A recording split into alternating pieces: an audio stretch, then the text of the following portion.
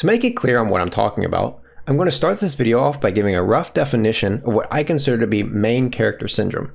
Main character syndrome is when someone is only able to see things from their perspective. They don't care how their actions impact others, they're only concerned with their own experience. It's extremely common, and I'm sure you have at least one person in your friends group that fits the description. Heck, that person might even be you. Main character syndrome is almost always used in a negative connotation, but I think there's some valuable nuance that's worth discussing. It's not as bad as it seems. Main character syndrome has a lot of downsides if it is allowed to get out of control. This is why the term usually has a negative connotation attached to it. As I mentioned before, only seeing things from your champion and role's perspective limits you as a player. If you don't take the time to learn as a laner why your jungler didn't do something that you thought they should, or vice versa, you're going to be stuck in an echo chamber where you will only consider what benefits you personally the most. The same goes for if you play bot lane. It's important to understand what your counterpart is thinking so that you can know how to adapt appropriately in the future. The further someone goes down this rabbit hole of only caring about themselves, the worse it gets. This is typically where toxicity stems from. You get so frustrated and worked up over your own negative experiences that you lash out on others. This is how people end up getting permabanned because they refuse to admit that how they are behaving is not acceptable. They'll list every reason under the sun for why they feel that they're in the right. After getting banned, they often smurf in much lower elos as a way to de-stress and boost their ego. Outright being toxic and or smurfing aren't the only ways to show negative signs of main character syndrome though. You've probably seen the presentations leaked to streamers or even in your own champ selects. Sometimes their presentations are to inform their teammates on what their champion's strengths and weaknesses are, which isn't that big of a deal. However, the problem comes from the people that do very abnormal off-meta strategies. You'll notice that no one that posts the presentation asks if their teammates are okay with putting up with what they're about to do. Even if all 4 of the allies don't want to play with something like a double jungle, Scion, or Teemo support in top lane, they don't have a way to avoid it outside of dodging the game. Oh, dude, what is this? No, man, not the Nunu hovering fucking Nunu and then linking a Google Doc. Oh my god. Your guide to Nunu support.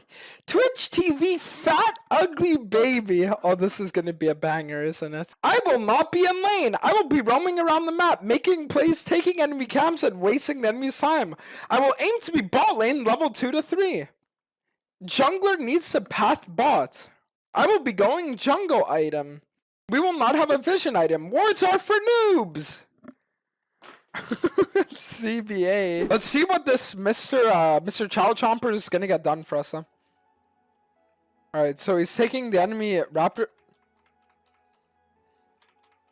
Dude, what?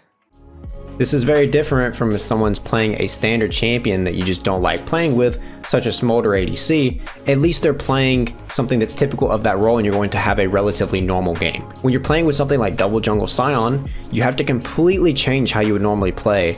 And for a lot of people, that's not an enjoyable experience. And if you're going and trying to learn, then it's even worse because 99% or more of your games aren't going to have this double jungle situation, so you're going to feel like it's not worth your time. No role is immune to main character syndrome. I can list examples for all of them.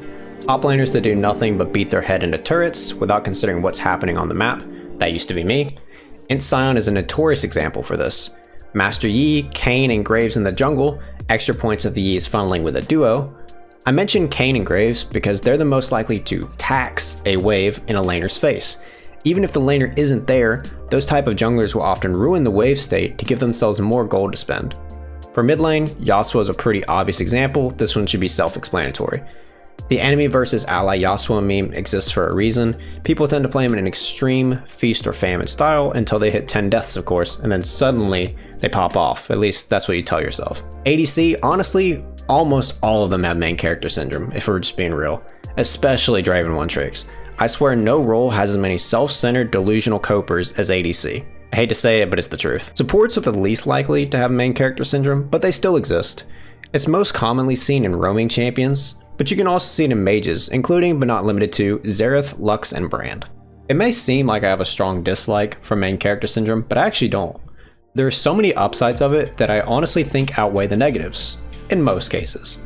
Main character syndrome speeds up the improvement process immensely. Instead of getting distracted with what your teammates want, you are only paying attention to what you believe is best for you in the game.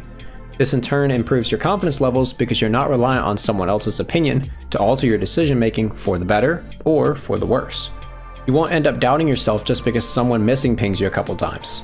You understand if you lost the game, there's something to learn, and you try to figure out what you could do better instead of worrying about what your teammates' mistakes were, or how they impacted the game. It doesn't matter if your bot lane is 0-10, because you know that as long as you improve from that game, you've achieved what really matters. If you want to go for a limit test because you think it will make you better in the future, do it. If you're confident that you're good enough to carry the game with a gold lead, go for it. Use that small advantage and snowball it into a win. While main character syndrome is a useful tool, you need to be in control of it. You need to be conscientious of how you're thinking about other people's perspectives. What are your goals? If you're still new to ranked and or low elo, it's best to primarily focus on your own perspective. Are you Diamond Plus and wanting to push higher? It's probably time to start thinking about what your teammates want as well as what your opponents want, so you can play accordingly and push your gameplay to the next level. Hold on to your core values, but be willing to learn from others and keep an open mind. You should always be looking for the play that will put your team in the best position to win the game. It's not as black and white as only play for yourself or only play to get teammates ahead. You need to be able to go back and forth between the two, depending on the variables present in that game, and only that game. Sometimes it's better to drop a wave or camp and rotate to the objective, but other times it is better to ping your teammates off and give the objective, wait for a better opportunity.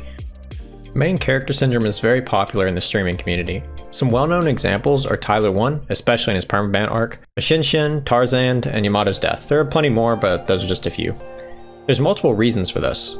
Some of them are the ones that I listed earlier, on how it helps them improve at the game faster, but it's also really exciting for the viewer. Who wants to watch a streamer that doesn't care about if they win the game or not? It's not as exciting. At this point, you may be wondering, how do you produce the good parts of main character syndrome if you're lacking them? This is particularly difficult for new players, or players that tend to play in a very supportive manner. You need to build up your confidence. And no, I don't mean look at yourself in the mirror while repeatedly telling yourself that you're going to be confident. All kinds of stupid videos on YouTube about that, not necessarily league related. Confidence is something that you build up over time. Start off with small steps by forcing yourself to play a little bit out of your comfort zone, maybe try to trade a little bit more than you normally would, or improve your map awareness just a little bit, warding just a little bit, just something that you know you're improving. Figure out the limits of your champion better. Don't apologize to others for your mistakes either. Turn off chat and just go what you believe is correct in the moment. Once the game is over, then you can take the time to think about what you could have done differently. But again, it's purely based on what you believe is correct, and you continue to reverse engineer to figure out why you believe that is the case. If you're on the other side of the spectrum and have the self-awareness to realize that you need to reduce the severity of your main character syndrome, try playing other champions or roles in norms. Beyond that, you can also look to talk to others about plays that you've made and see if they agree with your assessment. If you do agree, great, but if you don't, that's a wonderful time to practice being open-minded. I'm not saying that you need to fully accept everything that they say, but you at least need to be willing to hear them out, fully understand the points that they're making, steelman their argument, and then break it down to the best of your ability. Steelmanning their argument, making it as good as it can look, makes sure you have to put a lot more effort into understanding why you disagree with it. If you still disagree even after putting in the best light you possibly can, then you'll see how you perceive the game better.